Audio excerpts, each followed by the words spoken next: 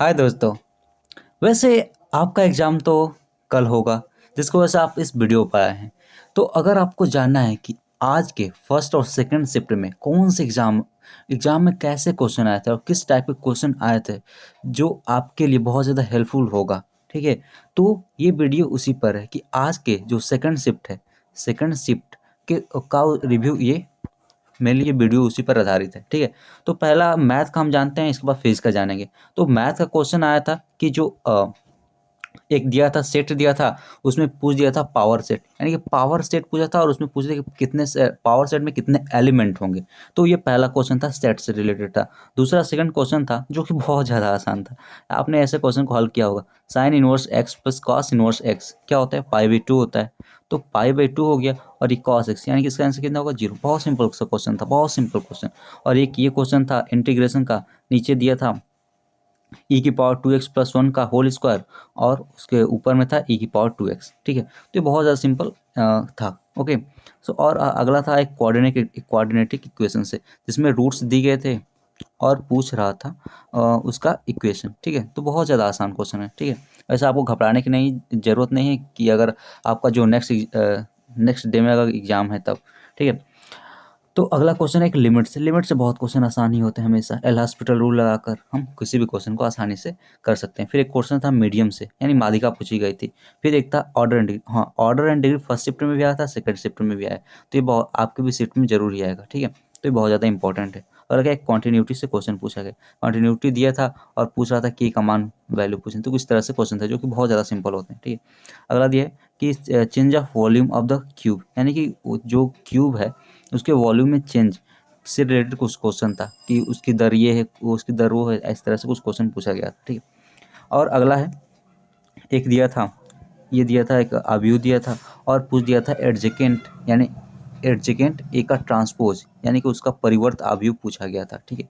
तो कि बहुत एडजेकेंट आप निकाल कर उसका परिवर्त ट्रांसपोज कर सकते हैं। फिर अगला दिया था कि इंडिपेंडेंट, यानी बाइनोमियल थ्योरम से एक इंडिपेंडेंस टर्म का कोई इक्वेशन, जैसे इस टाइप से कोई इक्वेशन दिया था और उससे पूछ दिया था इसका कौन सा ऐसा पद होगा कि जो कि एक्स से इंडिपेंडेंस टर्म होगा। तो इंडिपेंडेंस यानी एक्स से स्वतंत्र पद निकालना था, ठीक है?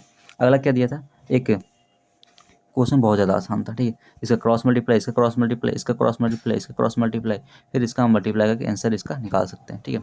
ये हमारा क्वेश्चन था इससे। अगला क्या है, एक दिया था y की वैल्यू दी गई थी और पूछ दिया था d2y अपन dx स्क्वायर की वैल्यू पूछ दिया था, जो कि वेरी सिंपल है, बहुत ज़्यादा आसान है। ओके। सो अगला है कि एक सेक एक्स माइनस वन बटा में एक्स माइनस वाई बटा में एक्स प्लस वाई, इससे एक क्वेश्चन पूछा गया था यहाँ पर। उस लड़के ने बताया नहीं कन्फर्म क्या था। एक अगला था, इससे आई आई दिया था, इन आयोटा आयोटा आयोटा, फिर नीचे ही कुछ ऐसी वैल्यू थी जो कि हल करके आपको इस वैल्यू निकालनी थी। तो बहुत ज़्यादा सिंपल को आ रहे हैं क्वेश्चन, ठीक है? तो वैसे घबराने की ज़रूरत नहीं है, ठीक है? चलो अगला जो हमारा फिजिक्स का क्वेश्चन है वो क्या कहता है। फिजिक्स क्वेश्चन कुछ इस तरह से, तो फिजिक्स क्वेश्चन में दिया था, एक क्वेश्चन आया था थर्मोडायनेमिक्स से, यानी जो जीरोथ लॉ, फर्स्ट लॉ, उससे क्वेश्चन एक पूछा गया था। क्यों दिया था, क्यू की वैल्यू और यू की वैल्यू पूछ रहा था, ऐसा कुछ क्वेश्चन था। तो थर्मोडायनेमिक्स बहुत ज़्यादा इंपॉर्टेंट है आपके एग्जाम के लिए।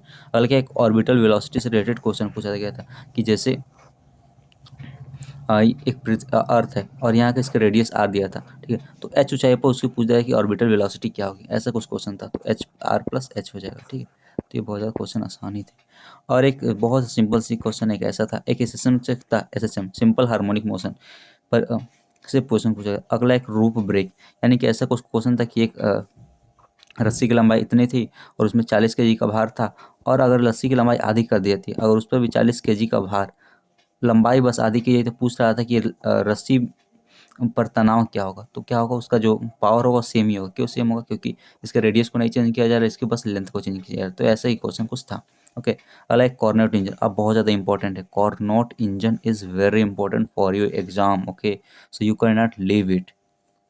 तो इसको आपको बहुत ज़्यादा अच्छे से पढ़ना पड़ेगा। अगला क्या है, एक बल आघूर्ण पूछा था, टॉर्क पूछा था और उसके फार्मूला से रिलेटेड पूछ रहा था कि कौन से ऐसी वैल्यू होती है जिससे ये इंडिपेंडेंट होता है, यानी कि टॉर्क किससे स्वतंत्र होता है, ठीक है? तो इसमें क्या होगा, उसमें शायद आकृति ऐसा कुछ था, आयतन आकार और, यानी शेप ऑफ से वो क्या होता है, शेप से वो इंडिपेंडेंस होता है। अगला क्या है, ये परिनालिका से रिलेटेड जो बी की वैल्यू यानी कि चुंबकीय क्षेत्र की तीव्रता के बारे में क्वेश्चन पूछा था। तो जितने सारे मेरे पास क्वेश्चन मिले हैं मैंने उसको बताया, ठीक है। तो आप इसी के हिसाब से अपनी तैयारी कर सकते हो अगले एग्जाम के लिए, ठीक है, जो कि कल होगा, परसों होगा, इसके बाद भी जिसके जिसके एग्जाम है, तो इसी से रिलेटेड आप क्वेश्चन की तैयारी कर सकते हैं। Okay, so bye. अगर आपको वीडियो अच्छा लगा हो तो लाइक करें और चैनल को सब्सक्राइब करें। यहाँ पर हम एनडीए की तैयारी करवाते हैं। Okay, so bye, take care and keep moving.